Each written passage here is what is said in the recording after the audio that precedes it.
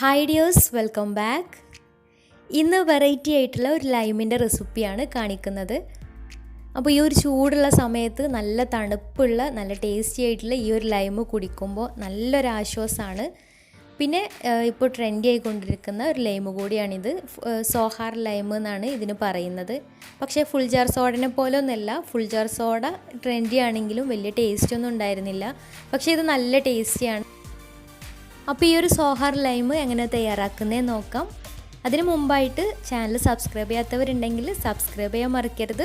ഒപ്പം തൊട്ടടുത്തുള്ള ബെല്ലൈക്കണും കൂടെ ഒന്ന് ക്ലിക്ക് ചെയ്യുക. എന്നാലേ ഇനി ഞാൻ പുതിയ വീഡിയോസ് ഇടുമ്പോൾ അതിൻ്റെ നോട്ടിഫിക്കേഷൻസ് ഒക്കെ പെട്ടെന്ന് തന്നെ കിട്ടുകയും ചെയ്യുള്ളൂ. അപ്പോൾ ഈ ഒരു ലൈം തയ്യാറാക്കുന്നതിന് മുമ്പായിട്ട് ഇതിലേക്ക് ആവശ്യമായിട്ടുള്ള ഇൻഗ്രീഡിയൻസ് ഒക്കെ ഒന്ന് റെഡിയാക്കി വെക്കണം.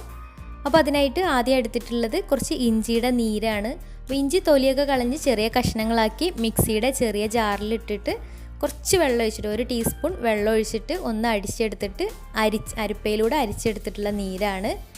പിന്നെ വേണ്ടത് പുതിനയുടെ നീരാണ്. അതും ഇല മാത്രമായിട്ട് എടുത്തിട്ട് മിക്സിയുടെ ജാറിലിട്ടിട്ട് ഒന്ന് അടിച്ചിട്ട് അരിപ്പയിലൂടെ അരിച്ചെടുത്തിട്ടുള്ളതാണ്.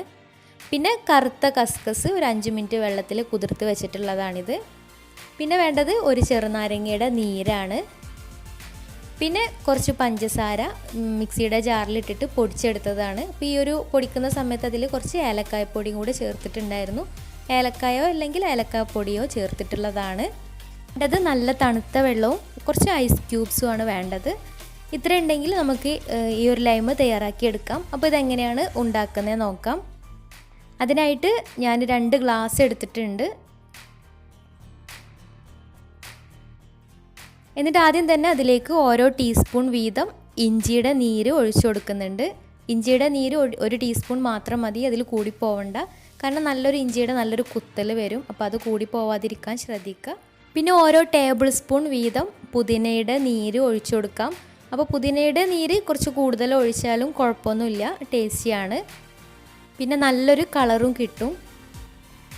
പിന്നെ അതിലേക്ക് 1 ടേബിൾ സ്പൂൺ വീതം ചെറുനാരങ്ങയുടെ നീര് കൂടെ ഒഴിച്ചു കൊടുക്കാം. ഇനി ഇതിലേക്ക് 4.5 ടേബിൾ സ്പൂൺ പഞ്ചസാര പൊടിച്ചത് ചേർത്ത് കൊടുക്കുക. പിന്നെ പഞ്ചസാര പൊടിച്ചത് ചേർത്ത് കൊടുക്കുമ്പോൾ വെള്ളം ഒഴിച്ചതിന് ശേഷം ചേർത്ത് കൊടുക്കായിരിക്കും കുറച്ചും കൂടെ നന്നായിരിക്കുക. അങ്ങനെ അല്ലെങ്കിൽ ചിലപ്പോൾ കട്ട പിടിച്ചിരിക്കാനുള്ള സാധ്യതയുണ്ട്.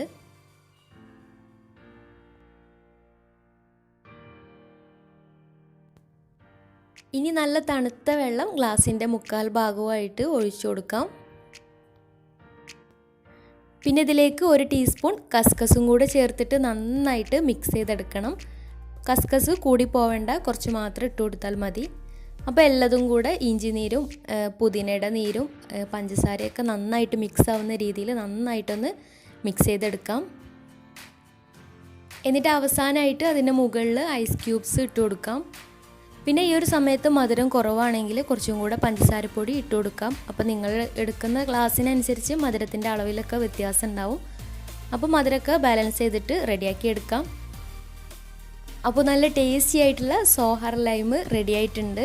നല്ല തണുപ്പ് വേണം കേട്ടോ ഈ ഒരു ലൈമിന്. അപ്പോൾ എല്ലാവരും ഒന്ന് ട്രൈ ചെയ്ത് നോക്കുക. എന്നിട്ട് ഫീഡ്ബാക്സ് ഒക്കെ ഒന്ന് താഴെ കമൻറ്റ് ബോക്സിൽ അറിയിക്കുക. ഇന്നത്തെ വീഡിയോ ഇഷ്ടമായെന്ന് വിചാരിക്കുന്നു. ഇഷ്ടമായെങ്കിൽ ലൈക്ക് ചെയ്യുക, ഫ്രണ്ട്സ് റിലേറ്റീവ്സിനൊക്കെ ഒന്ന് ഷെയർ ചെയ്യുകയും ചെയ്യുക. അപ്പോൾ നല്ല വീഡിയോസുമായി വീണ്ടും വരാം. അതുവരെ ടേക്ക് കെയർ, ബൈ.